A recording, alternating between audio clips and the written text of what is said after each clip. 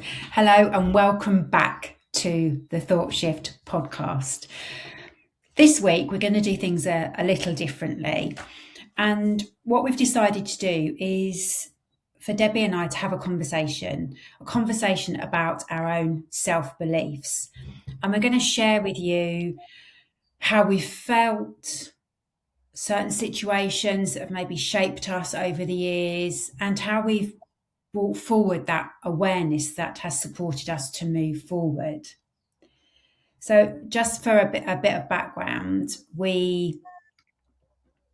for me personally, when it comes to self belief, there's a version of me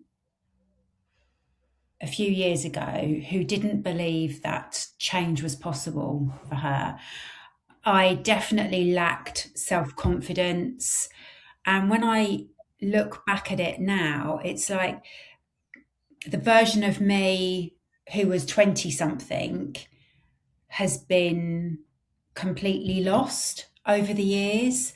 And that self confidence that I had as a 20 something person is lost. I just wasn't able to connect with her. And Debbie, I don't know how you feel about that. You know, if you were to think about that younger version of yourself versus the version you maybe were before you made the changes, is there anything that comes up for you that strikes you as very differently between the different versions? I've definitely always been the quiet one, the one that speaks up the one that Mm, speaks up the least. That mm, would always be the version of me that would show up in the school reports or the feedback from teachers would be, she's really capable, but she never puts her hand up. mm, Um, and definitely in a group situation, I would be the quiet one. Like I wouldn't mm. hand up. I wouldn't, when we're in this, the certification, if there's a question in the chat, I'm not going to reply in the chat because that's really scary. Putting yourself out there and being seen and visibility is really scary. Mm, But being a business mm. owner and now running two businesses and a podcast, I have to be visible in order Yeah. to. So I have to push through that belief that it isn't safe to be visible in order Mm, to achieve my goals and achieve what I want to do. So that belief really doesn't serve me. And I know we've spoken about this previously, but yeah, previous versions of me have definitely been a lot smaller than the current version of me. mm. That is so interesting. I think, and it's also interesting that you've gone back to being obviously a kind of a child and you've Yeah, related. way back down the timeline. Yeah, you've gone way back. Whereas I think for me personally, looking back at, if I think about self confidence from a belief point of view, Mhm. um, when I look back at the 20 something version of me, she was very confident. She went out. She was very sociable. She really enjoyed, going out. From a job wise, she was always moving around every 18 months, every sort of 2 years, she would move on. And despite at home there being some resistance to that, as in, from a family perspective, well, you need to stay, you need to be loyal to these, the companies and loyalty pays and all that. That wasn't my experience. And the 20 something me was like, no, that doesn't work for me. And I moved, and obviously, as I moved, I progressed, and I got a pay rise. And she was really fearless. I and I look at myself now, and I think, what happened to her? What Well, happened that to was my her? question. This is my question to you. Where's she Well, gone? yeah, exactly. Well, she's on her way back. Let me tell you. However, she it's like all of our experiences, whether it's relationships, environments, work, all of those shape us, and this is kind of that showing people how that's affected me. So I feel like that version of me then got married, then had children, work started to look a bit different.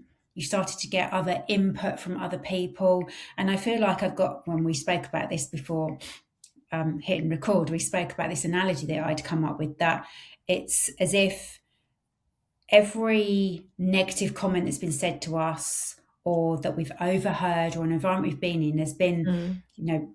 put a plaster on us.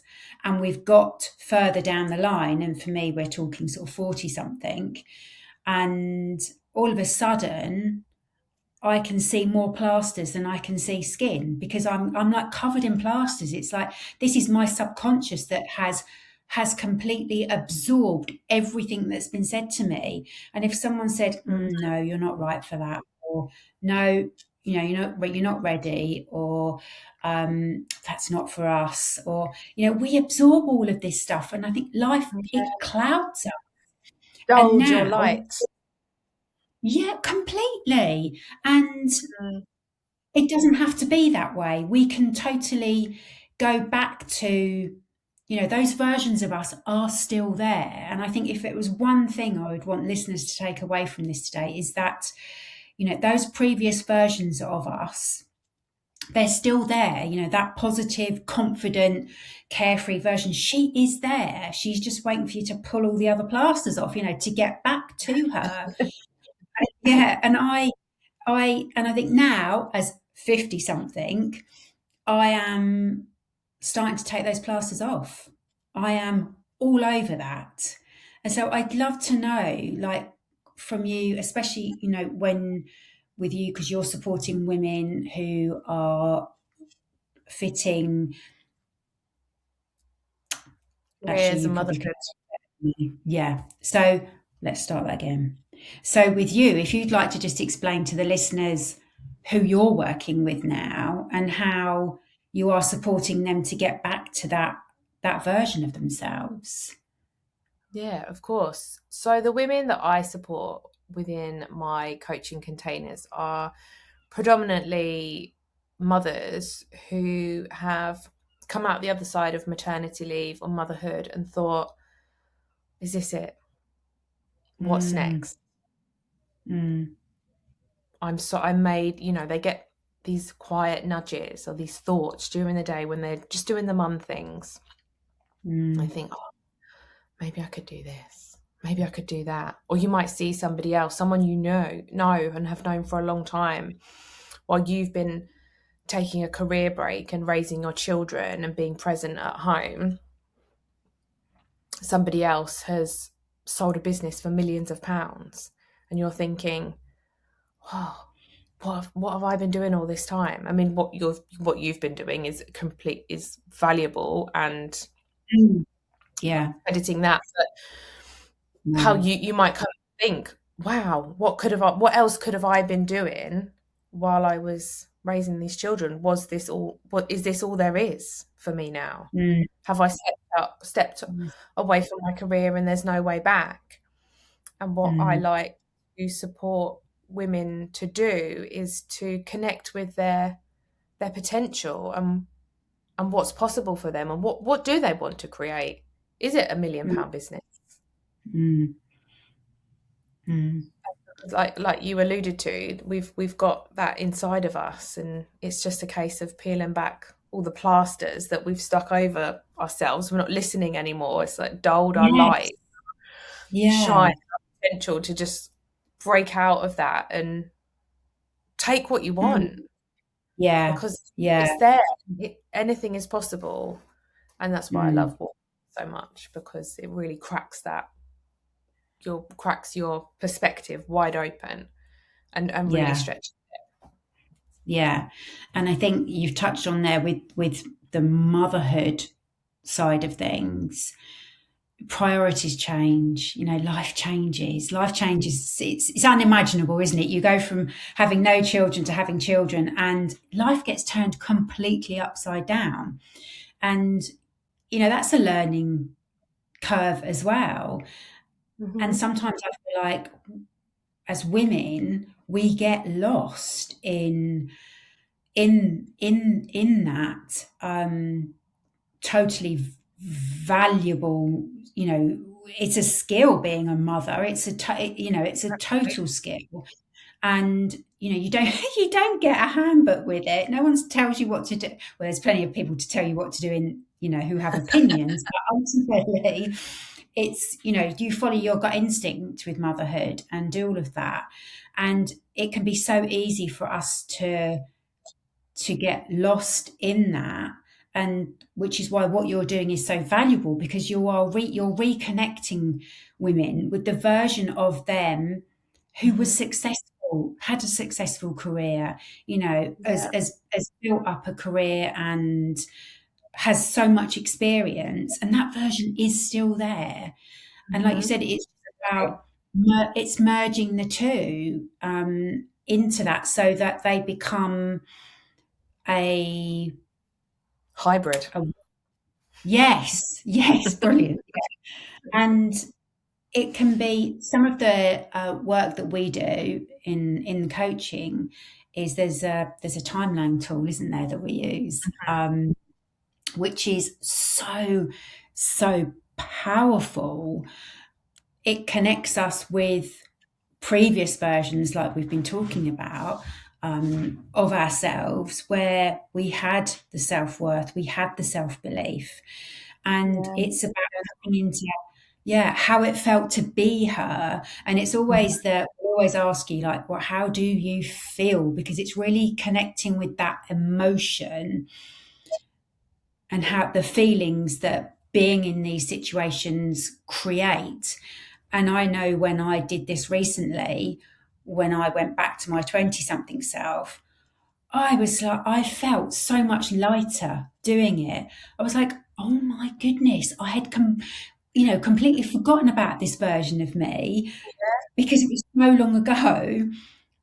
But that part of me is still there, and it's bringing back, that sense of confidence, that sense of self-worth, and actually, this is what's right for me. It doesn't matter what anybody else thinks. This is what's right for me. And I think as we get older, we can start to be very influenced by what's going on around us, and we kind of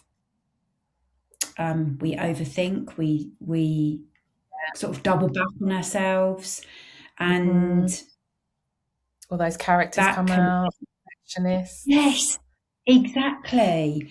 And so it's really harnessing that connection to that previous version of you who was self-confident, who had self-worth, and tapping in to how she felt.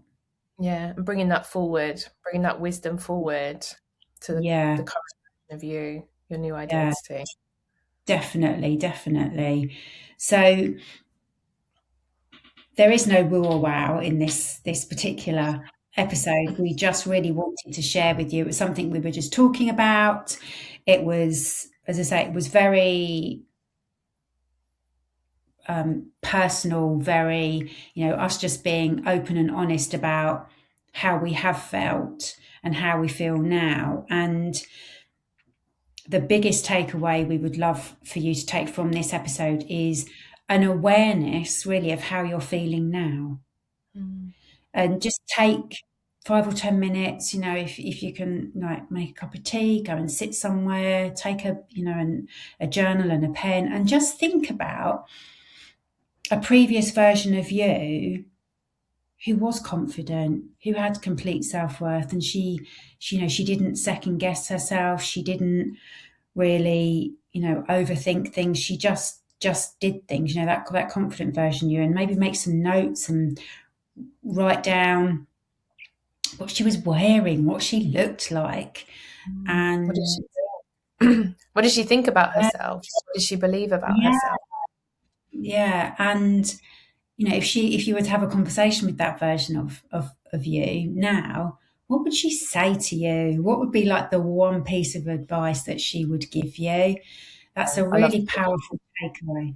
Yeah, just to check in with her, and she will pretty much, I know mine did, give me a real nudge, a real yeah, awakening of actually, you've done this before. Of course you can do it again. Of course you can change. Of course you can pivot. Of course you can run that workshop, or you can do, you can do anything you want to do. So I don't know, have you got anything else you'd like to add to that? I think as well, it's not always your beliefs. They don't always show up in the quiet moments. They can show up in the busy moments as well. I know that I used to have a lot of beliefs around, oh, that's a good idea, but I'm not going to do it. That was a self sabotaging belief, which Nicola is very well aware of because I do it all the time, still, even now. Like, that's a really good idea, but let's not do that because that's scary. Um, but it would show up in moments that I wouldn't notice it consciously. Like, it's taken a lot of self reflection to pick up on the fact that that's what's Mm, going on in my head. And mm, I would make excuses about, oh, I'm not ready, or I haven't got enough time, or I need there's something external which is stopping me from doing this. And actually that isn't true. So I guess my point is, just notice when there's resistance and hesitation coming up, mm, and just think, what's really going on here? When you're saying, oh, I haven't got time, is it really that you haven't got time, or are you scared? Is it mm, scary? yeah. Oh, I can't do it until XYZ. Is that really true? Do you really Mm, need to wait for those other things before you move? Chances are mm, you don't. mm, And those are really where our self-sabotaging beliefs like to live, because they're keeping us mm, safe. But mm, yeah, that's definitely something that I have learned a lot about myself, is picking up the discomfort in my body when I don't want to do something. What's really yeah. going on? Because it's nothing external. It's all about me. It's all me. Course. Yeah, definitely. Oh, and that's so true. And again, we were saying earlier, weren't we, that our personal journeys, especially with the coaching, we can only take our clients as far as we've taken ourselves. Mhm. And You have to so, go to the depths. yeah, we You. do. Yeah, we do all of this work that we talk. Yeah, we practice what we preach. We completely embody. And for me, it's been a total life-changing experience, and that might sound a bit dramatic, but it really has been. The way I approach things, the way I think about myself. And I think for me also, that internal work is, you might be thinking about moving jobs, moving relationships. It could be anything. Until you do that internal work and you understand what's keeping you stuck and you build that awareness, it won't matter how many jobs you move to, you're still going to get the same outcomes until you do that internal work. Mhm. And Debbie and I are living and breathing this, and constantly calling each other out as well, which is great. I absolutely love that. And so yeah, I'd love to know how this has landed for you. If there's anything that you want to ask us, you can get in touch with us either through the Thought Shift on Instagram, or you can email us, which will be in the show notes. And yeah, so the takeaway is, there is a version of you that has that self-confidence, that has that self-worth, and just take a moment to reconnect with her, and yeah, get that one piece of advice from her. And we will be back soon. Thank you so much for listening. I have absolutely loved this conversation. Nicola made me do this totally on the fly with no prep, which made me really nervous. But Push through. We did. Mm. See you next time.